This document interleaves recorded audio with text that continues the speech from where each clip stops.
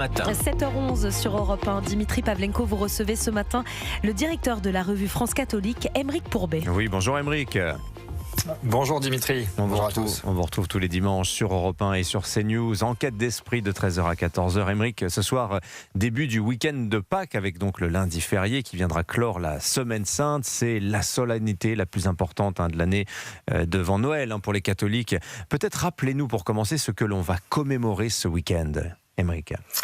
Alors effectivement, vous avez raison, c'est le sommet de l'année chrétienne parce que les chrétiens fêtent la résurrection du Christ, un événement qui a eu lieu il y a plus de 2000 ans, bien sûr, après donc cette période de passion et de crucifixion du Christ, mais qui se poursuit aujourd'hui. En réalité, ce n'est pas une simple commémoration, un simple souvenir que les chrétiens vont fêter, mais ça se passe encore aujourd'hui, notamment à travers chaque messe qui est célébrée le dimanche, et donc c'est une renaissance, c'est vraiment la possibilité justement de sortir de notre misère, de nos péchés, et cette grâce qui nous est apportée par le Christ, on la fête donc à Pâques et finalement chaque dimanche. Alors on est dans le Triduum pascal, on va faire un peu de catéchisme ensemble, Aymeric Pourbet, ce matin dans le Triduum pascal. Hier donc le jeudi saint qui commémorait le dernier repas du Christ avec les apôtres. Aujourd'hui, Vendredi Saint,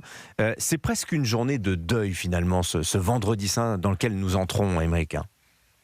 Oui, vous avez tout à fait raison, et j'irai jusqu'à l'adverbe presque, parce qu'effectivement, les chrétiens commémorent donc la mort du Christ, le Vendredi Saint, notamment à travers des pratiques comme le chemin de croix, où lors de l'office de la Passion, il y a même plus qu'une vénération, une adoration de la croix.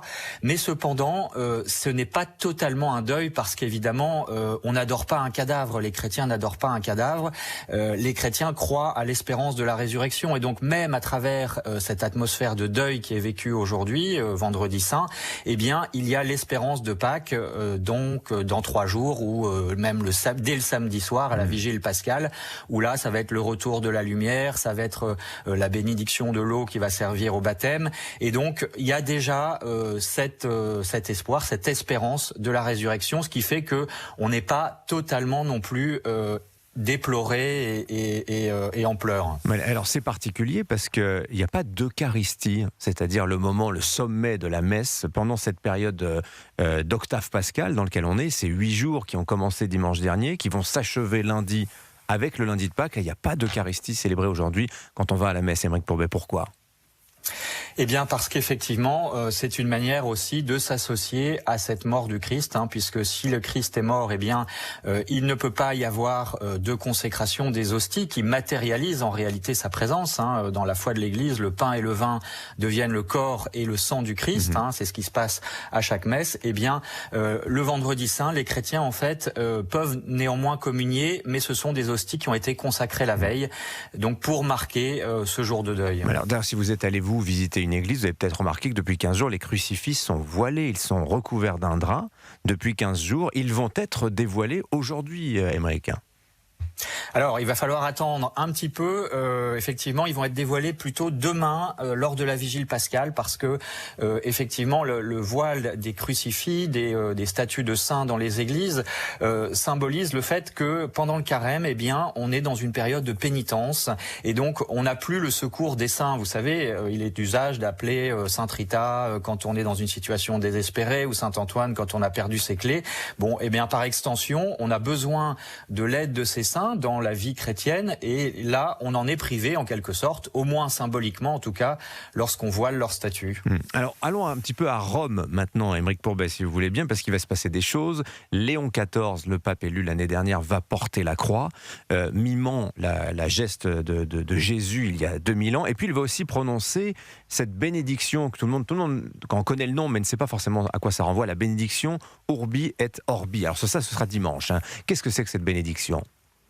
Alors Urbi, c'est la ville et Orbi, c'est le monde. Et donc en fait, effectivement, le pape est d'abord l'évêque de Rome. C'est pour cela qu'il tient ce titre de pape. Et il est en même temps le chef de l'Église universelle. Et donc, il est d'usage qu'à Pâques, il fasse en quelque sorte une revue de détails de situations internationales. Donc on imagine bien sûr qu'il va parler de la guerre en Iran. On imagine qu'il va parler de la Terre Sainte. Bien sûr, les chrétiens sont très proches de cette terre, et puis il va passer les pays qui lui tiennent à cœur, peut-être la République démocratique du Congo, le Nigeria, et peut-être aussi, et ce sera la nouveauté, s'adresser de manière plus spirituelle aux chrétiens en leur indiquant en quelque sorte ses orientations ou sa vision des choses telle qu'il veut emmener l'Église. Et donc c'est toujours évidemment extrêmement intéressant parce que ça donne un aperçu, surtout que ce pape a été élu il y a un an.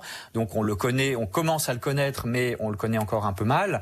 Et là, c'est vrai que ça va nous aider à préciser sa vision. Alors, je rappelle Pâques, ça vient de l'hébreu Pessah, le passage, la victoire de la vie sur la mort. Il y a aussi toute la symbolique des cloches qui entourent Pâques. Ça, c'est vraiment aujourd'hui dans même ceux qui ne sont pas catholiques, qui ne sont pas chrétiens, finalement connaissent les cloches, les célèbrent. D'où ça vient cette symbolique des cloches, Aymeric Pourbet ? Eh bien là encore, c'est associé au deuil dont on parlait à l'instant. Effectivement, les cloches, depuis hier soir, se sont tues et la tradition, la coutume veut qu'elles fassent un détour par Rome pour revenir ensuite chez nous le dimanche de Pâques, jour de la résurrection. Parce qu'effectivement, une cloche, c'est associé en général à des événements qui sont joyeux. Et donc, elle célèbre des baptêmes, elle célèbre des mariages, elle célèbre la messe, elle signale la messe. Et donc, le fait qu'elle se taise, là aussi, marque cette période de recueillement intérieur lié au deuil du Christ pour s'y associer d'une manière particulière. Alors, vous parlez des baptêmes, Aymeric Pourbet, ça c'est aussi le phénomène que l'on observe ces dernières années, la multiplication par 5 en l'espace de quelques années du nombre de baptisés, adultes et adolescents. C'est-à-dire... c'est un phénomène hors norme. On n'a pas vu ça quand même depuis très longtemps dans l'Église. Comment vous l'expliquez, Aymeric Pourbet, ce renouveau du catéchuménat ? Alors, écoutez, il y a plusieurs niveaux d'explication. D'abord, il y a les plus immédiates. On a parlé notamment de la période du Covid où les jeunes, parce que c'est vrai qu'il y a beaucoup de jeunes qui font cette démarche de se faire baptiser, ont eu l'occasion, pour une fois, de se retrouver face à eux-mêmes et donc un retour à l'intériorité. Et puis, il y a aussi le phénomène des réseaux sociaux qui fait que ce phénomène de baptême d'adultes devient exponentiel parce qu'ils vont voir leurs amis, leurs copains, etc. Mais je crois que si on va un peu plus en profondeur, il y a la perception très forte dans cette génération d'un grand vide spirituel. Vous voyez, dans une société de consommation où c'est le matérialisme qui domine, eh bien, ces jeunes-là, ils aspirent à autre chose. Et j'en veux pour preuve, je me permets de citer un livre parce que c'est un peu un manifeste de cette génération. C'est Joshua Collin qui a écrit son témoignage. Il a été baptisé il y a un an.